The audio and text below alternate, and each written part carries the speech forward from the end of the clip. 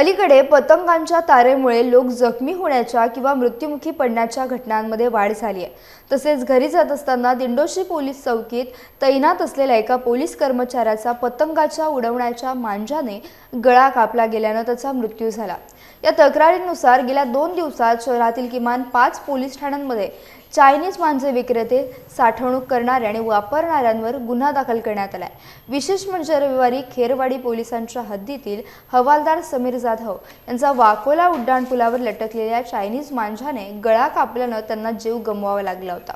प्रत्युत्तरादाखल खेरवाडी पोलिसांनी भादवी कलम 304 अ नुसार अज्ञात व्यक्तीविरुद्ध स्वतःहून गुन्हा दाखल केला। या दुःखद घटनेनंतर पोलिसांनी चायनीज मांजा विक्री आणि खरेदी करणाऱ्यांवर कडक कारवाई करण्याचे प्रयत्न तीव्र केलेत। नायलॉनच्या तारेने पतंग उडवणाऱ्या दोघा भावांना खेरवाडी पोलिसांनी पकडलं असून आणि त्या तारांची विक्री करणाऱ्या दुकानदारालाही अटक केली।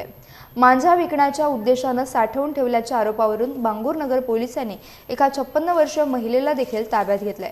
याशिवाय दिंडोशी पोलिसांनी 19 वर्षीय व्यक्तीवर, मालवणी पोलिसांनी 36 वर्षीय व्यक्तीवर आणि सहार पोलिसांनी 70 वर्षीय व्यक्तीवर मांजा विकल्याप्रकरणी गुन्हा दाखल केलाय। कांदिवली पोलिसांनी नायलॉन मांजा विक्री नरेंद्र गुप्ता याला कांदिवली लालजीपाडा येथून अटक केली आहे। त्याच्याकडे 19,000चा चायनीज मांजा जप्त करण्यात आलाय। या सर्व आरोपींवर भारतीय दंड संहितेच्या कलम 336 नुसार गुन्हा दाखल करण्यात आलाय।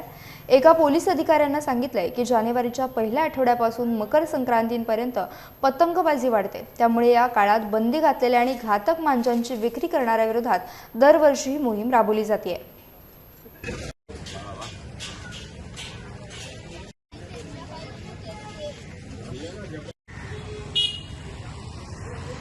चायनीज मांजाच्या अनुषंगाने आमच्या हद्दीमध्ये पण एक कारवाई करण्यात आली आहे।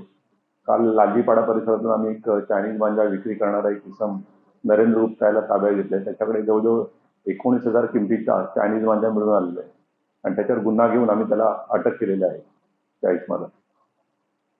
सर, मकर संक्रांत जवळ येते आणि जास्तीत जास्त यावेळेस पतंग उडवले जातात, तर पतंग उडवणाऱ्या लोकांवरती पण कारवाई करण्यात येणार आहे।